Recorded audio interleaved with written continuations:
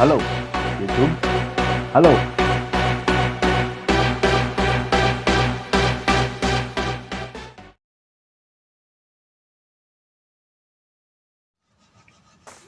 Halo, Assalamualaikum warahmatullahi wabarakatuh. Balik lagi nih sama gua, tentunya di channel Nana Supriyatna. Dan apa kabar semuanya sahabat YouTube dimanapun kalian berada. Oke teman-teman, pada kesempatan video kali ini gua mau kembali lagi bahas masalah seputar pekerjaan yang ada di Alfamart, terutama mengenai tentang pembahasan yang sering kali ditanyakan oleh teman-teman sahabat YouTube dimanapun kalian berada. Dari mulai cara pengisian formulir, dari mulai cara tes psikotes, dari mulai interview, sampai dengan tahap training, dan sampai dengan tahap OJT, dan sampai tahap terakhir yakni tanda tangan kontrak.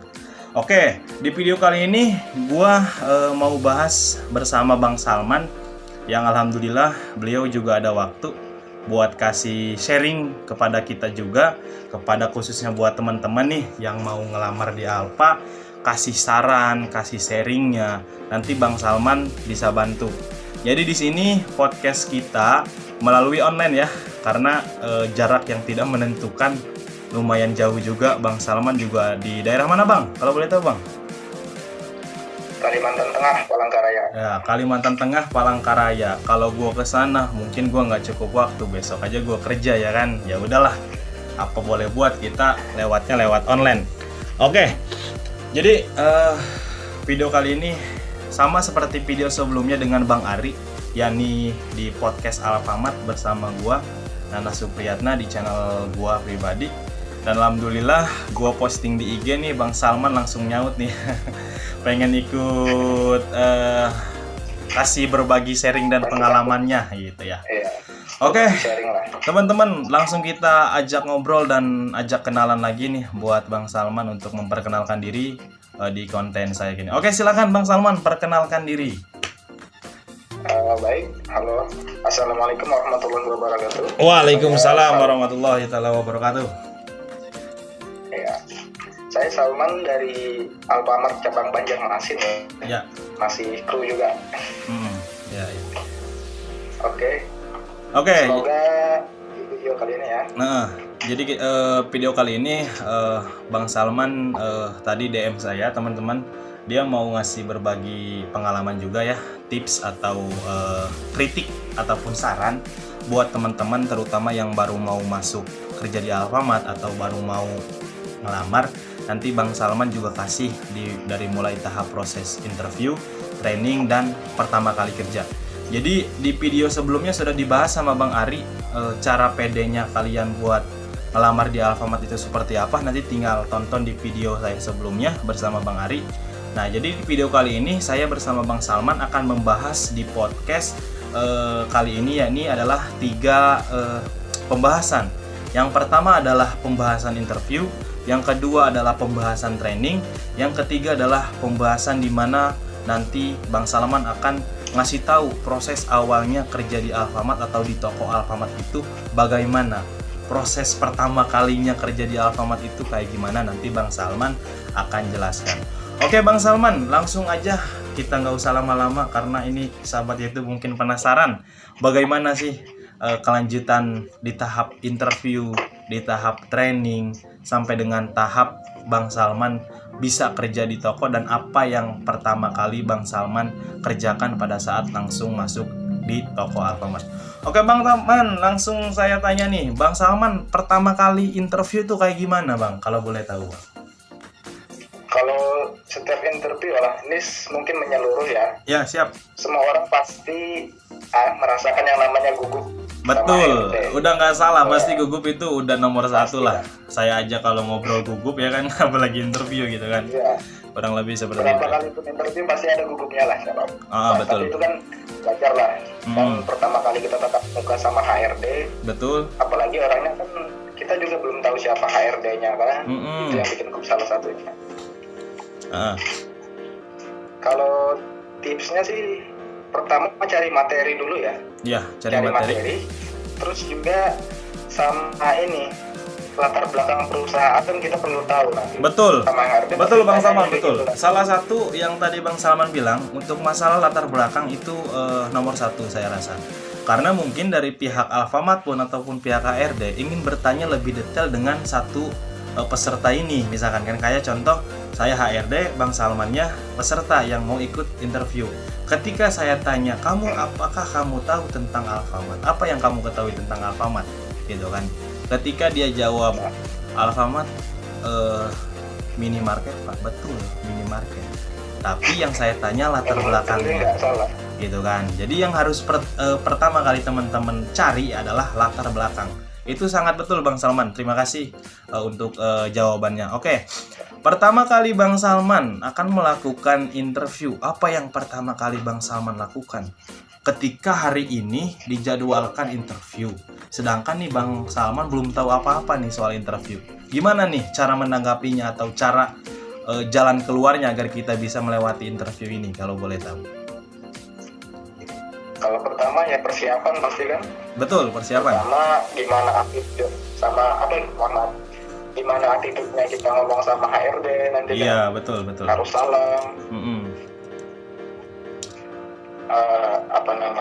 Ngomongnya ya sebisa mungkin kita seramah mungkin kan, karena emang itu juga basic dari anak toko Alfamart nanti kan, emang itu juga salah satu skill yang perlu kita punya gitu. Betul. Oke nih, gue juga mau nanya nih ke lu Bang untuk masalah interview nih.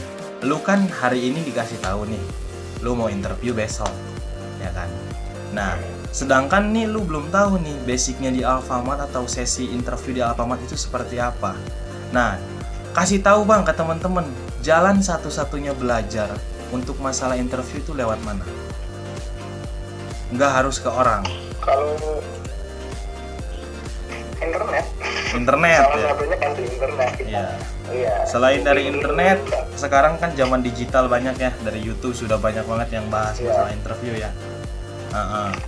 Oke, itu di masalah interview ya. Nah, Bang Salman kok bisa ketemu channel saya di mana kalau boleh tahu nih? Tiba-tiba bisa DM ke Instagram saya, terus komen di YouTube saya. Awal mulanya nyari apa di YouTube? Kalau boleh tahu nih. Ya kan dulu saya juga mau ini ya. Waktu pertama kali mau cari kerja kan. Betul. Ada niatan mau ngamar di Alfamart. Betul. Ya pasti kita cari kan. Materi apa yang bagusnya. Kita cari di mana? Di Google, di YouTube kan, buka juga. Nah, dari YouTube ketemu sama channelnya Bang Nana ini. Iya. Nah. Terus. Dari sini juga gue dapat materinya semuanya itu kan. Betul. Ya alhamdulillah sekarang udah tetap di Alfamart bekerja ya. Berapa bulan Bang kerja di Alfa sekarang? Alhamdulillah sekarang udah jalan hampir 5 bulanan lah. Wih, 5 bulan berarti setengah tahun. Berarti sama dengan Bang Ari ya. Nicknya berarti berapa nicknya kalau boleh tahu? Kalau nicknya 2011. Nah, berarti sama dengan Bang Ari. Ari pun sama. Semalam bilang katanya nicknya 2011. Berarti jalan 5 bulan. Ya? Sama dia. Cuman kalau dia itu cabang Kota Bumi, Bro. Cabang Kota Bumi yaitu di daerah Palembang, Sumsel, Sumatera Selatan. Oh iya. Iya, itu kalau emang di daerah sana itu masuknya di cabang Kota Bumi. Nah, kalau di sini cabangnya dari Kalimantan Selatan. Dari Kalimantan Selatan. Banjarmasin ya? Cabang Banjarmasin ya? Iya, oke. Itu untuk masalah interview ya Bang ya. Nah, pertama yang Abang rasakan nih pada saat interview, yang pertama kali HRD tanyakan tuh apa Bang? Kalau yang paling pertama pasti perkenalan diri dulu kan? Iya, perkenalkan diri. Nah, terus? Kemudian kita dari mana dan asalnya dari mana gitu loh. Iya, betul. Terus? Dan mencakup ke kalau misalkan emang punya pengalaman kerja kita sebutin lah. Emang yang paling utama itu kalau menurutku sih kejujuran emang perlu ya. Iya. Kita bilang aja yang sebenarnya gitu sama HRD, nggak apa-apa. Betul. Yang malah bisa jadi nilai plus juga kok. Iya, betul. Jadi kan kenapa sih gue kasih tahu ke teman-teman walaupun gue nggak ngasih materinya gitu kan? kenapa gue cuman dengan bahasa lisan menyampaikan tentang proses interview, ya kan? Ya mungkin lu udah lihat lah di konten gue pada saat gue menerangkan tentang masalah interview kan.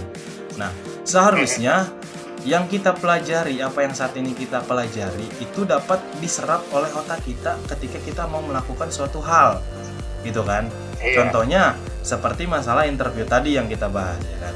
Nah, saya kan sudah bilang di interview ini, saya hanya ngasih gambaran, bukan ngasih materi. Dan saya pun sudah ngasih tahu, ya kan? Nggak semuanya yang saya bahas itu akan ada di pertanyaan HRD. Nggak semuanya. Tapi setidaknya satu, dua, tiga itu pasti ada, bro. Pasti ada. Karena kenapa? Karena gue udah ngalamin, ya kan? Kecuali gue nggak ngalamin, gue nggak bakal bahas di konten gitu kan. Ternyata di angka 85% yang bertanya ke gue, bang, pertanyaan yang lu bahas itu masuk di pertanyaan. Kadang kalau lu pengen tahu, bro, ada yang ngomong ke gue, bang, cara memperkenalkan diri bagaimana? Nah, gitu. Itu sebenarnya jadi PR kita masing-masing sebenarnya, ya, gitu kan. Bang, cara memperkenalkan diri bagaimana ketika kita ditanya sama HRD? Sekarang gua tanya balik, lu pernah kenalan gak sama orang? Pernah, bang. Ditanya gak nama lu? Ditanya, bang. Ditanya gak alamat rumah lu tinggal di mana? Ditanya. Hampir sama dengan kayak gitu, cuman lu jelaskan secara detail dari mulai nama, tempat tanggal lahir, lu lahir tahun berapa, lu tinggal di mana, anak keberapa, sekolah di mana, pendidikan yang lu ambil itu apa, kalau lu udah punya pengalaman kerja di bidang apa, skill lu apa. Cuman seperti itu kalau mau menyimak dari apa yang gue pahamin, apa yang gue katakan di video itu. Nah itu, bro.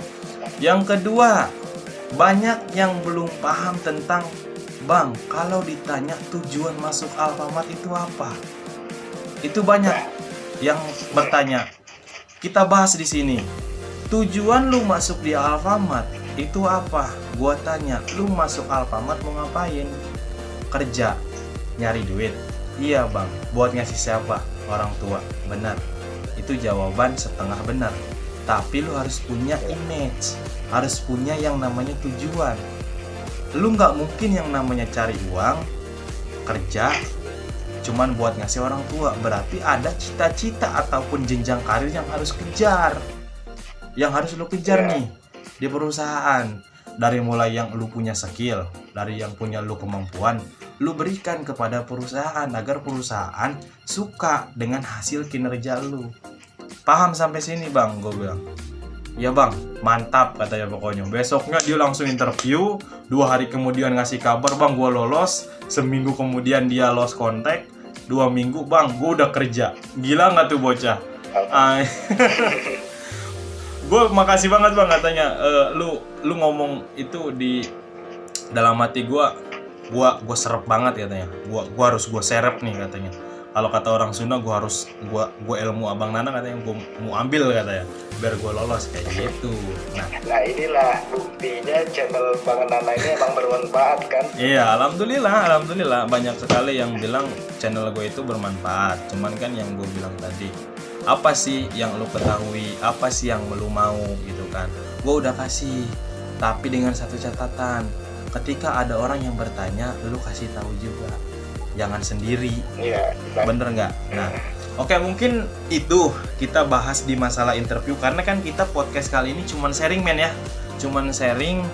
Lu yang udah pernah ngalamin, lu yang sudah pernah ngerasain bagaimana caranya prosesnya. Oke, selain daripada itu, apa ya yang lu rasakan ketika pada saat interview nih? Dari tadi lu bilang pede, terus ada sedikit ya grogi lah, terus bingung mau jawab apa. Nah, salah satu untuk memecahkan masalah grogi, salah satu untuk memecahkan masalah nggak bisa jawab, di mana cuy kalau gue pengen tahu? Kalau bahasa kerennya sih lu harus fokus sama tekad juga. Lu beneran mau masuk Alfamart atau enggak kan? Ya betul, gitu. Karena diawali dari niat tadi ya. Diawal dari niat tadi. Kalau emang lu niatnya serius masuk Alfa, ya lu harus belajar. betul nggak? Iya, Nah. kalau emang lu niatnya serius kan pasti lu benar-benar nyiapinnya juga serius gitu loh. Mantap, sip. Sehingga lu bisa kerja di Alfamart karena lu niatnya bener-bener men ya, kayak gitu. Oke. Iya, cari motivasi lah. Oke, itu pembahasan di interview teman-teman. Ini kita ngobrol secara bahasa yang sudah pernah kita alamin. Ini masih bukan lelucon sebetulnya, tapi disinilah nanti kalian bisa belajar. Disinilah ternyata belajar itu penting. Orang tidak akan pintar ketika dia tidak mau belajar. Orang yang belajar itu akan pintar ketika dia itu mau bener-bener belajar. Kalau kita nggak belajar dulu, kita nggak bakal bisa gitu kan.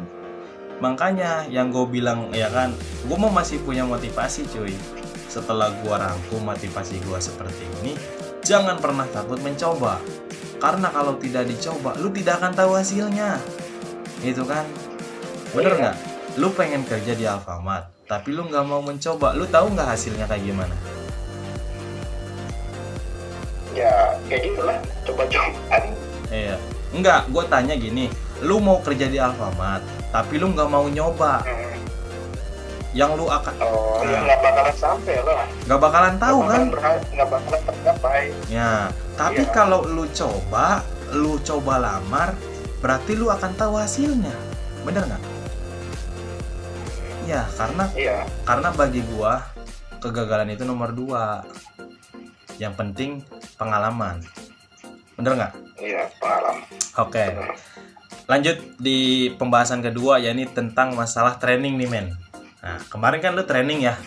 Kalau boleh tahu yang lu rasain selama lu training kemarin di Alfamart itu berapa hari kalau boleh tahu? Training gue sih 7 hari materi online ya. Terus 4 hari baru training turun ke toko itu. Turun ke toko dan di DC. Iya. Nah, Maksudnya cabangnya? iya, kalau ke toko itu ada nanti jeda 2 hari di observasi itu. Kalau ke DC-nya enggak. Oh, berarti itu pihak Karena kan rekrut. Berarti dari pihak rekrutmen itu langsung terjun ke toko karena kenapa? Karena saking butuhnya di toko itu nggak ada men. Jadi di materi sudah cukup, langsung praktek ke toko. Jadi agar paham langsung. Sebenarnya sih di toko dengan di DC itu sama, tidak jauh beda. Cuman kalau di DC lebih dikembangkan lagi pengetahuannya. Gitu. Nah, tapi dan kalau langsung turun ke toko kan kita langsung jadi mandiri. ya, jadi kita autodidak, belajarnya autodidak. Jadi kalau di DC itu kita dikembangkan lagi dari mulai materi. Gimana sih pada saat lu training 7 hari kemarin itu belajar materi itu serius apa enggak gitu kan? Karena ketahuan men. Yang serius dan yang nggak serius ketika dikasih materi di DC itu jadi bahan pertimbangan loh. Harus tahu. Karena kenapa yang saya katakan di pembahasan di video gua training online dan training offline itu penting. Ketika lu training online lu pembahasannya materi, ketika lu training offline lu pembahasannya kemampuan. Seberapa besar lu belajar. Kayak gitu. Nah, dari mulai materi nih, cuy. Gue mau tanya, kan gue udah bilang seberat apapun itu materi, sesusah apapun materi, lu tetap harus merangkum, bener nggak? Iya. Nah, Karena dari situ juga titik balik lu atau enggaknya kan. Pasti iya, balik itu lagi. betul. Jadi yang gue bilang tadi kan, kenapa belajar materi itu penting? Karena buat lu nanti ngisi soal, kayak gitu. Iya. Terus gimana tuh kelanjutannya? Dari mulai materi terus turun ke toko langsung, gimana tuh, bro? Gimana? Sorry. Jadi kan kemarin lu training nih, ya kan? Yang lu rasain di training itu apa nih? Sulitnya di apa sih? Buat teman-teman nih, buat gambaran gitu kan. Kalau sulitnya sih pasti ada kesulitannya ya. Cuman alhamdulillah kalau emang kita giat sama giat belajarnya sih pasti dapat sih. Gitu. Pasti banyak. Soalnya gue udah lupa kalau yang masalah sulit itu. Wajar. Jadi lu udah fokus di kerjaan, jadi masalah kesulitan. ya, jadi udah sekarang udah mikirin masalah kerjaan di toko ya. Jadi udah nggak mau mikirin masalah itu. Tapi tetap ketika nanti ada orang bertanya lu kasih tahu, ya jangan sombong. Ya, Oke, enggak dong, pastilah. skip. Lanjut ke turun ke toko langsung gimana tuh? Pada saat langsung disuruh ke toko.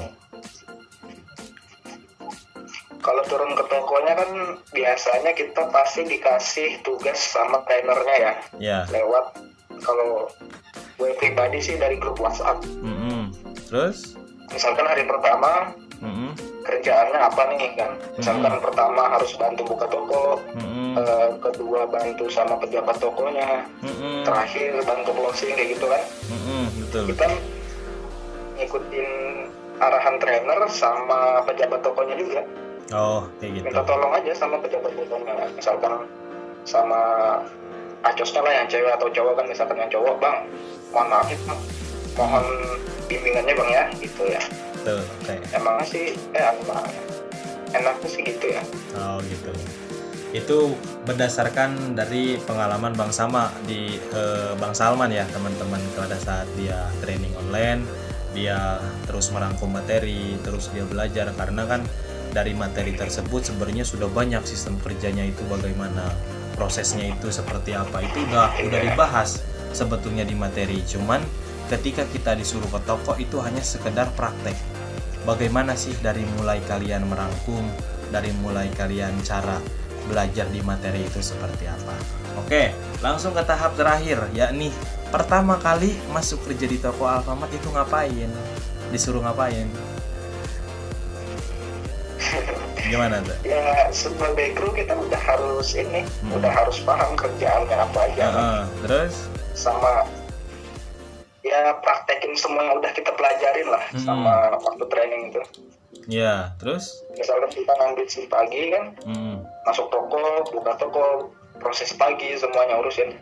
Intinya itu sih anggap aja toko itu sebagai toko kita sendiri lah, gimana kita ngerawat toko tersebut. Ya, betul. Oke, jadi mungkin itu teman-teman dari pengalaman yang sudah Bang Salman jalanin, dari mulai prosesnya pengisian formulir, tes psikotes. Kita nggak bahas di isi formulir ya, kita nggak bahas di tes psikotes ya, kita langsung bahas di interview, karena di tes psikotes sudah dibahas di video sebelumnya. Nanti bisa cek aja di deskripsi ya, videonya nanti saya taruh. Nah, untuk di pembahasan interview pada saat hari ini saya sudah bahas dengan Bang Salman, tapi secara gambaran atau secara yang sudah kita alamin berdua. Jadi buat kalian nanti dapat gambarannya seperti apa, jangan ngikutin apa yang sudah kita katakan, tapi jadikanlah gambaran buat kalian agar kalian bisa dapat image-nya itu seperti apa nantinya. Kayak gitu, dari mulai tadi interview, training, sampai dengan apa yang akan kalian kerjakan setelah kalian lulus dan tanda tangan kontrak. Harusnya kalian sudah paham ketika kalian sudah observasi jenjang toko pada saat itu. Oke Bang Salman, nggak kerasa waktu sudah 22 menit kita ngobrol begini aja, nggak kerasa ya. Apalagi kalau udah ketemu bareng, kayaknya enak banget sambil ngopi gitu kan. Oke, terima kasih Bang Salman atas waktunya, terima kasih atas sharingnya, terima kasih atas saran dan kritikannya ya. Ya, dimaafkan juga buat kekurangan kita berdua, karena memang kita juga belum jadi yang terbaik di antara yang terbaik. Karena butuh jadi orang yang baik itu dan terbaik itu harus prosesnya lama. Ya, cukup yang sederhana tapi banyak makna itu luar biasa nih. Seperti itu. Oke teman-teman, mungkin cukup sekian konten kali ini, pembahasan ataupun podcast di part 2 bersama Bang Salman. Nanti cuplikannya tinggal dilihat aja Bang Salman di YouTube. Bang Salman ekspresinya seperti apa ya, cara menerangkannya bagaimana, itu luar biasa. Apresiasi Bang Salman, terima kasih mau collab dengan saya dan mau masuk di podcast online saya ya. Jadi saya mah ini bikinnya podcast online, bukan podcast yang langsung dekat dan kita bisa ngobrol langsung ya. Jadi kita mah tetap yang namanya jaga jarak jaga jarak lah intinya, kayak gitu. Iya, jangan lupa pakai masker ya, karena saya nggak usah pakai masker karena jauh. Kalau dekat pun pasti pakai. Oke teman-teman, terima kasih udah nonton, terima kasih udah nyimak. Jangan lupa di like, komen, dan subscribe. dan share juga ke teman-teman lainnya agar yang lain juga pada tahu apa yang sedang kita pelajari dan kita bahas. Oke teman-teman, sampai ketemu di next video selanjutnya. Saya Nana Supriyatna undur diri dan Bang Salman. Ya, saya Salman. Mohon maaf atas kekurangannya ya. Ya, terima kasih. Sampai ketemu di next video selanjutnya. Wassalamualaikum warahmatullahi taala wabarakatuh. Terima kasih.